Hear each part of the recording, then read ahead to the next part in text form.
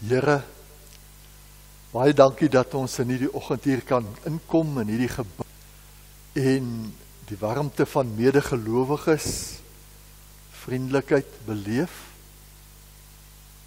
Maar bo alles, Here, dat ons die warmte van U liefde opnuut weer kan ondervind.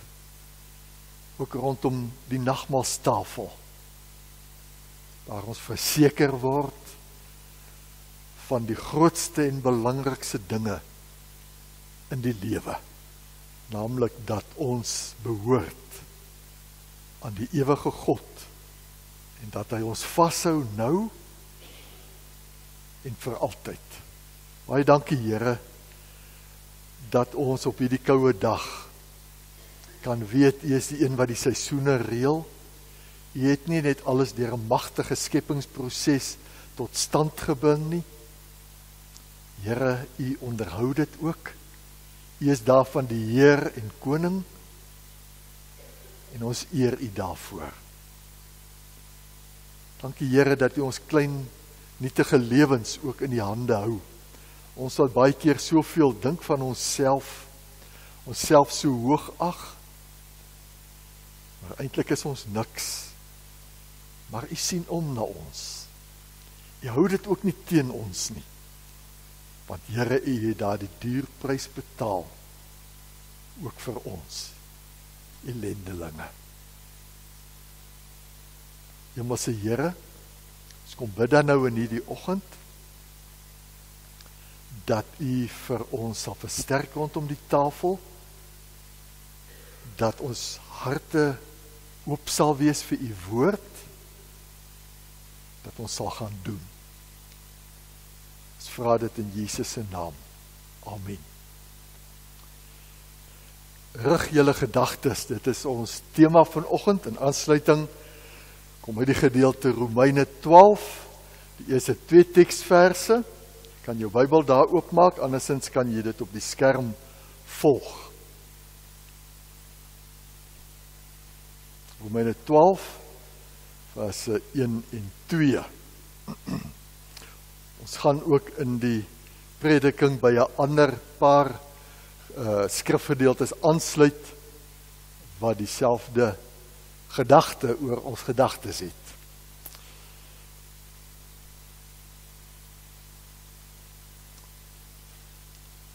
En nou doen ek 'n beroep op julle broers, op grond van die groot ontferming van God. Gee julle self aan God as lewende en heilige offers, wat vir hom aanneemlik is. God het in Jesus die groot ontferming aan ons bewys, die groot genade. Hy het sy seun gegee as 'n offer, en nou moet ek en jy reageer deur op ons beurt ook 'n lewende offer aan die Here te wees, ook in my diens aan ander. Hy sê, dit is die wesenlike van die godsdienst wat julle moet beoefen. Julle moenie aan hierdie sondige wêreld gelyk word nie, maar laat God julle verander deur julle denke te vernuwe. Dan sal julle ook kan onderskei wat die wil van God is, wat vir hom goed, en aanneemlik en volmaak is. Ons lees net hierdie kort gedeelte saam. As ek vanoggend vir jou sou vra, wat is die kragtigste dinge op aarde? Dan sal jy 10-10-1 dink aan dinge soos 'n atoombom, of 'n vuurspiewende berg, 'n tsunami, 'n aardbewing of so iets. En dit is kragtig, jy's reg. Maar een van die kragtigste dinge op aarde is ons gedagtes. Ons het gelees, moenie aan hierdie wêreld, aan hierdie sondige wêreld gelyk word nie, maar laat God julle verander deur julle denke te vernuwe. Dan sal julle ook kan onderskei wat die wil van God is, wat vir hom goed en aanneemlik en volmaak is.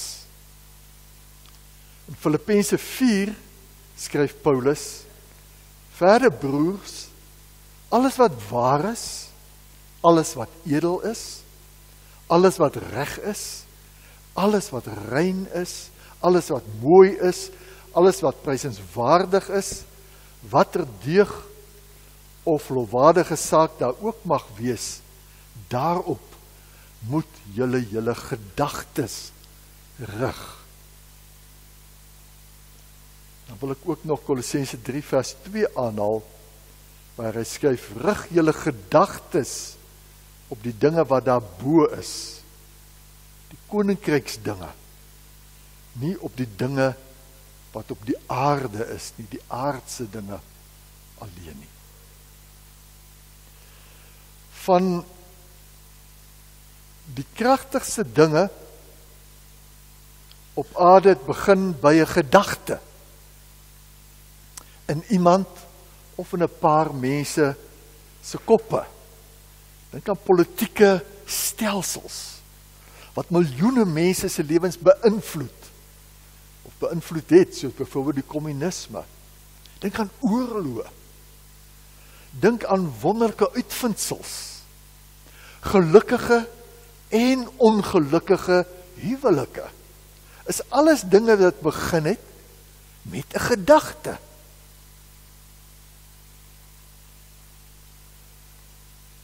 En dit is juis waarop die advertensiewêreld mos so ingestel is, op ons gedagtes, om ons gedagtes in 'n sekere rigting te stuur, sodat ons daardie produk sal koop. Hoe ek en jy dink, bepaal hoe ons lewe, inderdaad. Jou kop is eksklusief, enig. Daar's net een weergawe daarvan op die ganse planeet, jou kop. Dis spesiaal vir jou ontwerp. Geen mens op aarde het jou kop nie, of 'n kop soos jy nie, en jy het ook niemand anders nie. Daarom kan niemand soos jy wees nie, en jy kan ook nie soos iemand anders wees nie. Net soos my en jou vingerafdrukke uniek is ons kop ook uniek.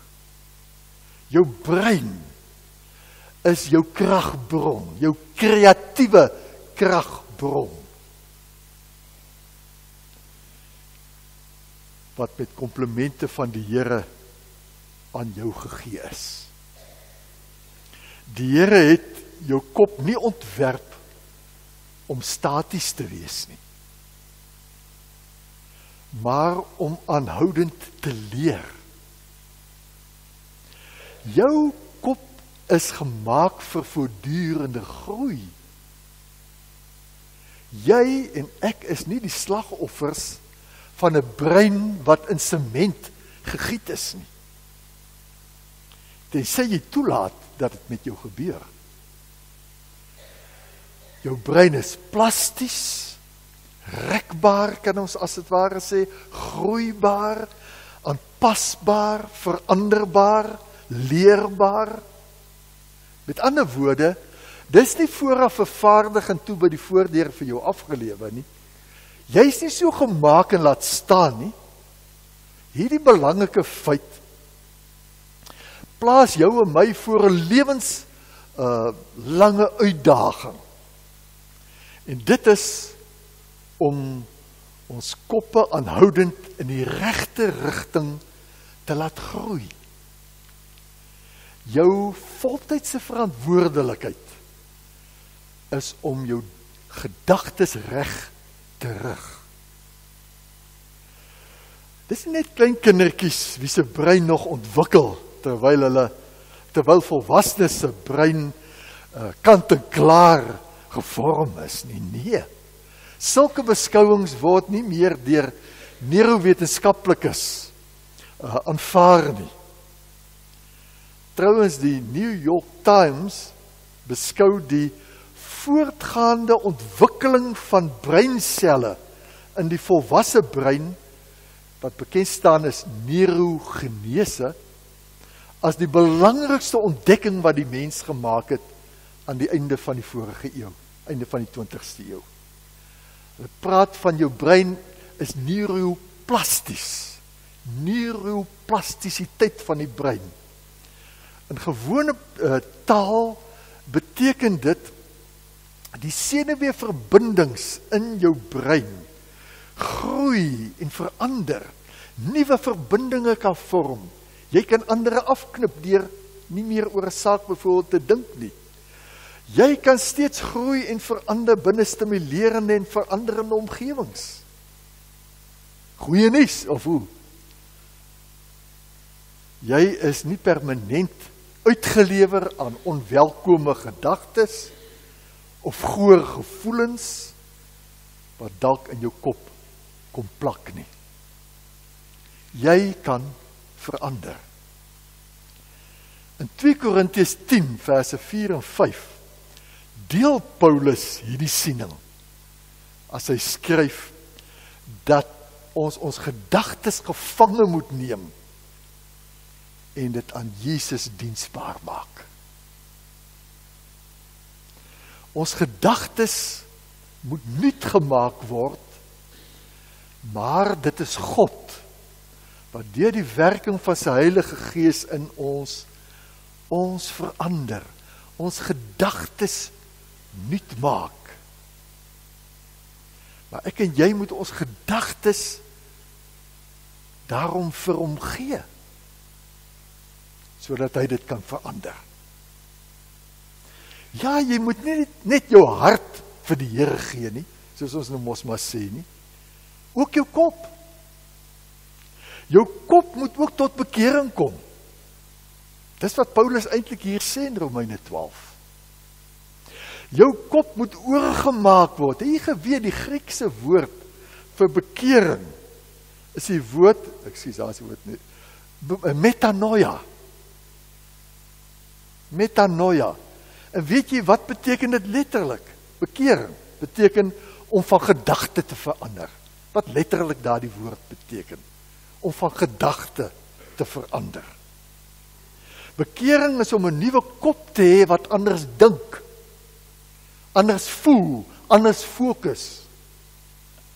Dis waar bekering begin, by jou kop, sodat jou hart nuut kan word, en ek en jy ook uiteindelik anders kan lewe. Kan doen. Metanoia verander jou letterlik van kop tot tone in 'n voltydse volgeling van Jesus. Dis 'n voortgaande proses. Hoor hierso. Spreuke 23 vers 7 sê, wat hy dink, is hy. Wat hy dink, is hy. En hierdie gedagte, wat telkens in die Bybel dan voortkom, is 'n algemene waarheid wat ons oor die hele wêreld kry, in ander kulture en in geestestrominge ook. Die Hindoese Upanishads staan daar, 'n mens word dit waaraan hy dink. Jy word dit waaraan jy dink. In die leerstellings van Boeddha lui dit, die gemoed is alles. Wat jy dink, is wat jy word. Die Zulus het 'n spreekwoord, wie aan die kwaad dink, word 'n geliefde van die kwaad. En die ou Griekse geleerde Marcus Aurelius het gesê, jou lewe is wat jou gedagtes daarvan maak. Oor en oor bevestig mense dat jou denke bepaal uiteindelik hoe jy sal lewe en wat jy sal word. En Jesus het hierdie selfde waarheid effens anders verwoord. Hy het gesê, daar kom nie vars en brakwater by dieselfde fontein uit nie. Brakwater kom uit 'n brakfontein, slegte vrugte kom van 'n slegte boom. Dit alles beteken, jou gedagtes is voortdurend aan die werk. Dit staan nooit stil nie. En ek en jy is die tuinier van ons eie gedagtetuin. Jy kan besluit wat jy wil dink en waaraan jy wil dink. Jy kan een soort plant in jou gedagtetuin uittrek en 'n nuwe soort in jou tuin plant. En kan jy mettertyd 'n ander mens word. Die stryd teen jou gedagtewêreld is 'n wedstryd teen jouself, om jou gedagtes te suiwer van die negatiewe na die positiewe, om bewustelik daarop ingestel te wees om positief te dink, wanneer die bose sy hand op jou kom lê. Dis nie iets wat oornag kan gebeur nie. Elke keer struikel ek en jy mos maar weer, maar God neem ons nie kwaadlik nie, hy rig ons op, hy verstaan ons, en hy help ons in die proses. Jou gedagtes, jou innerlike lewe, is die venster waardeur jy na die wêreld om jou kyk. As die vensters vuil is, dan sal die wêreld ook 'n negatiewe kleur hê. As die vensters, jou vensters helder is, sal die wêreld ook helderder lyk. Na mate jou lewensvenster skoner word, sal jy 'n ander mens word. Na mate die fontein ontbrak word, sal die water drinkbaarder word. En na mate jy as tuinier van jou gedagtewêreld die onkruid uitroei en jou boord versorg, sal die kwaliteit boom in jou boord verbeter en so ook uiteindelik die vrugte, jou lewe. Nou kan jy saam met my vra, maar is dit nou nie maar net blote sielkunde nie, wetenskap nie. Het dit iets met God te maak? Beslis, want wie het gesê dat wetenskap en sielkunde niks met God te maak het nie? Dit is juis deur ons gedagtewêreld leer hierdie woord van God ons, dat God met ons in verbinding tree. Hy kom nou, deur jou gedagtes, kom by jou wêreld binne. Dis deur my gedagtes wat God sy goddelike krag in my lewe ontplooi. God wil van jou 'n ander mens maak. 'n Mens wat konsentreer op wat waar, wat reg, wat skoon, wat mooi en eerbaar is. En na mate jou gedagtes daarop ingestel raak, sal jy self 'n ander mens word. Want 'n mens word wat jy dink. Die ABC van die geloof gaan juis daaroor dat jy hierdie beginsel snap en jou kop tot God se eer gebruik en tot sy werking beskikbaar stel. Wanneer jou kop aan jou hemelse Vader toevertrou, wanneer jy toelaat dat hierdie woorde in Romeine 12 vers 2, dat dit met jou gebeur, dat jou denke nuut gemaak word, sal jy ook sy wil kan doen. Is nie genoeg dat ons net ons hart vir die Here gee nie. Hy vra ook van jou kop. Ja, ons koppe is dit plaak oortrek. Ek wens jy kon hier langs by kom staan. Ek wil jou iets wys, maar kom ons sê, sit maar sommer daar in die bank en dan doen jy wat ek vir jou sê in jou gedagtes. Kyk op. Wat sien jy? Miskien sal jy sê, niks behalwe die kerkgebou se plafon. Wel, is 'n goeie begin, want dit is so. Jy sien nie die kerkgebou se plafon. Maar moet ek vir julle vertel wat ek sien as ek opkyk? Dan sien ek die hemele geopen. So Stefanus, daar in Handelinge 7. Met my geloofsoog sien ek vir Jesus. En saam met Johannes in Openbaring 5 sien ek miljoene der miljoene wat uitroep aan hom, wat op die troon sit en aan die lam, oor die lof en die eer, die heerlikheid. Kyk gou af. Sien raak dat jou voete geplant is op die rots. Ekskuus, ek het nogal prentjies en ek elke keer kan ek vergeet om dit te wys. Jou voete is geplant op die rots, Jesus Christus. Hy versper die roete hier reg onder ons na die ewige dood. Ek wil graag hê jy moet ook agtertoe kyk. As jy agtertoe kyk, sal jy die kruis van Jesus sien. Met al die oortredings van jou en my daarin vasgespijker, soos die Bybel ons leer. As jy mooi kyk, sal jy ook sien, die lig van die kruis het elke kronkelpaadjie wat jy geloop het, reeds uitgevee. Kyk ook 'n slag vorentoe. Wat sien jy? As jy vorentoe kyk, dan sien jy reg voor jou staan Jesus met 'n oorwinnaarskroon in sy hand. Dis vir jou. Dis vir jou. Is nog een plek wat ek wil hê jy moet kyk. Kyk 'n bietjie na jou hart. Kyk in jou hart. Jou hart behoort aan die Here. Sy gees het in jou kom woon. En hy is nou jou nuwe bestuurder. Jy is nou onder nuwe bestuur. Jy behoort nie meer aan jouself nie.